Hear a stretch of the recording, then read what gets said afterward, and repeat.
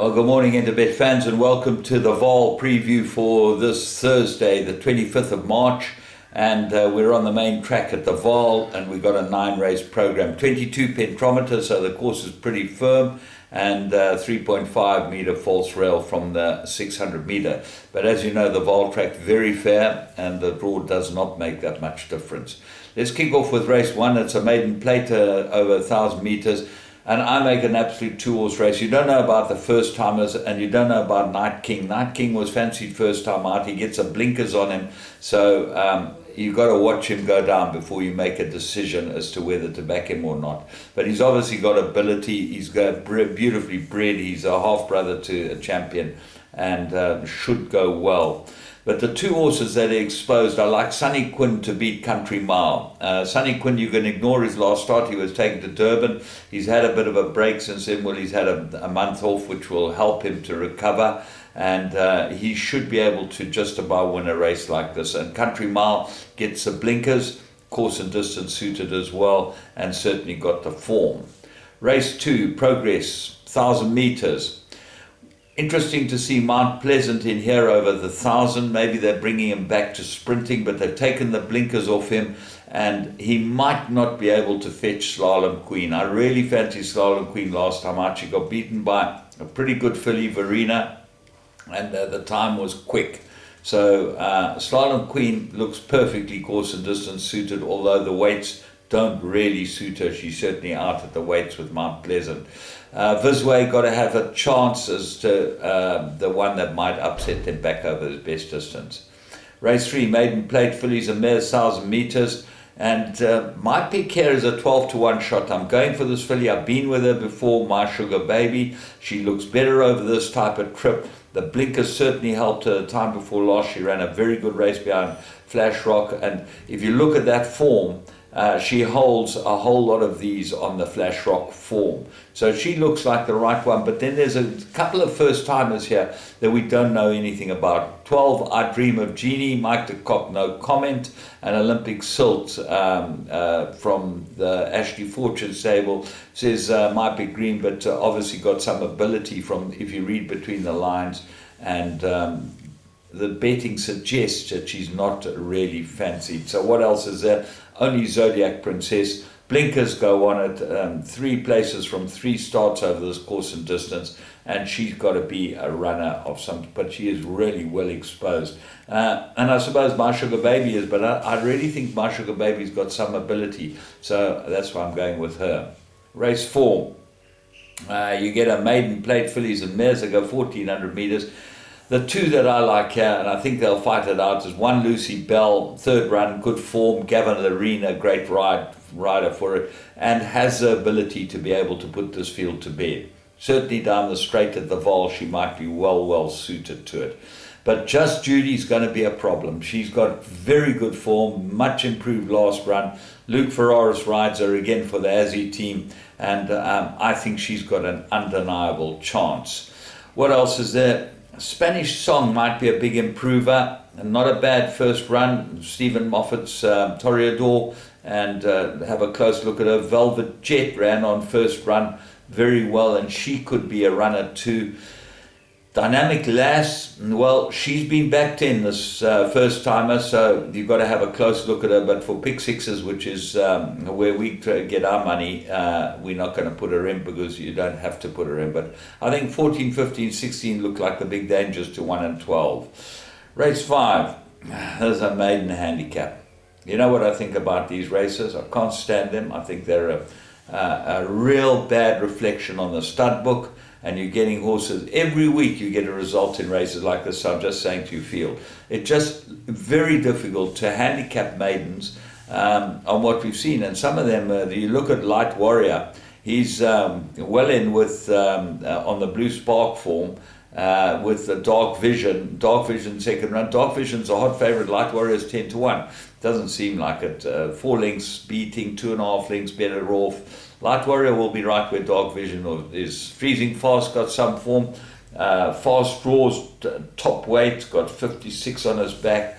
But they're quite compressed, the rating, the handicap here. Then you see Queen Noir, at the bottom of the weights, well, she'd be getting a 6 allowance from these, but she is way out at the weights and should have no chance. But she goes into the play as well. Freezing Fast, as I say, Light Warrior, Dark Vision, Queen Noir, Fast Draw, Prince Aleph, he's top of the weights. Does he deserve to be?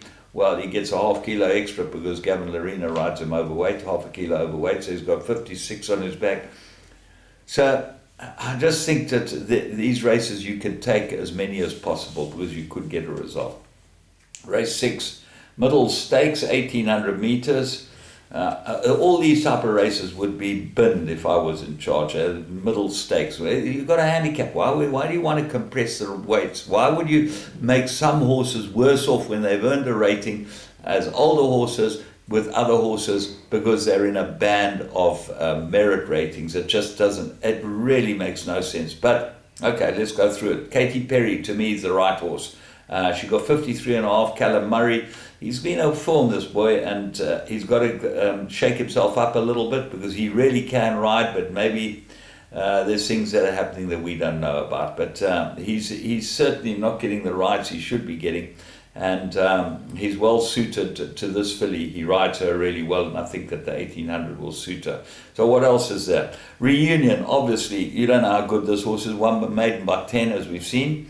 And they've arrested and gelded him, so they're obviously very unhappy with the way he behaved last time, and that might improve him, but he does come back from a break. Lord Silverio, this horse has got ability, and his course and distance won from 2.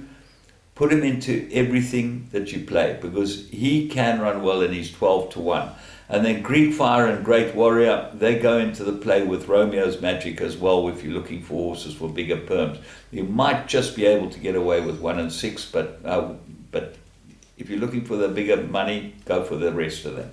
Race 7, Merit Rated 80, they go 1,000 meters. I like Godswood. Ignore his last start. Everything went wrong for him here at Scottsville. And Scottsville's a difficult track. Sometimes they just don't run well there. He's got the ability. He should be able to win this. Gem Gutter comes second run after a rest, and there's little between him and Ice Eater. So take their form on face value, but he is second run. That's against him. Valatorio definitely got a chance, got good form, but take a note that Craig Zaki has jumped off Valatorio, and I'm sure he would ride it if he thought it was the right horse to ride Money Fighter. So have a look at Money Fighter. He's comes back from a rest, and he's obviously got ability. He won readily first time out when the money was on him. Yeah, there's been no interest in him since then, and he comes back from a break, and Zaki's jumped off a horse with a lively chance, Valatorio, to ride him. Alex the Great always in the play, and Voraglow as well, so they might be the others for bigger perms. Race 8, Classified, 1200, another classified stakes, and the horse that's got to be the best in here. I like Ramachandri Road. I think he's the right horse. Third run, improved last run. Warren sticks with him. I think he's got ability, the son of Pathful, and I expect him to go well. Very hard to follow Clinton Binder's horses, and let alone back them, because they are in and out like someone in the candy shop.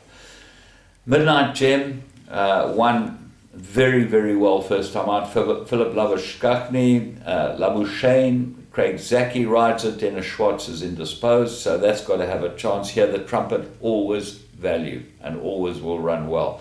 That's why I'm going Ramachandri Road. I think that the others, Midnight Gem, we don't know about, so maybe if you want to put in another here, the Trumpet's obviously got some ability, only got 1 kilo for winning last time. Right, a race 9, classified 1200 meters, into the future, my first top choice. I really like this horse. I think this will go very well. He's been backed already, and that's because we're sharp. Muzi gets the ride on him, and I expect him to go very, very well. I think the Blinkers edition, last time he ran on extremely well, he'll go well. What's in danger? Only one danger. I can see number 11, Speechmaker. Lots to like about it. Second run, but it is a month since his last run. That might get it past, and Speechmaker's got some very good form. I can't see anything else that can trouble these two, and I'm going to go only with the two of them. So from me, James Goodman and the Interbet crew, remember you can get on the live games. There's some great blackjack games. I was playing a bit of blackjack yesterday. You can go and play blackjack with them, and there's lovely bonuses. Bonuses for the 3 cards adding up to 21, 20 and 19, and then there's you're getting 7, 8 to 1, 12 to 1, and then there's flush bonuses and all types of things. So it's a great site to be on, and there's some blackjack, there's free doubles and all types of things that really make it quite attractive. So have a good one from me, James Goodman, and the whole Interbet team. Have a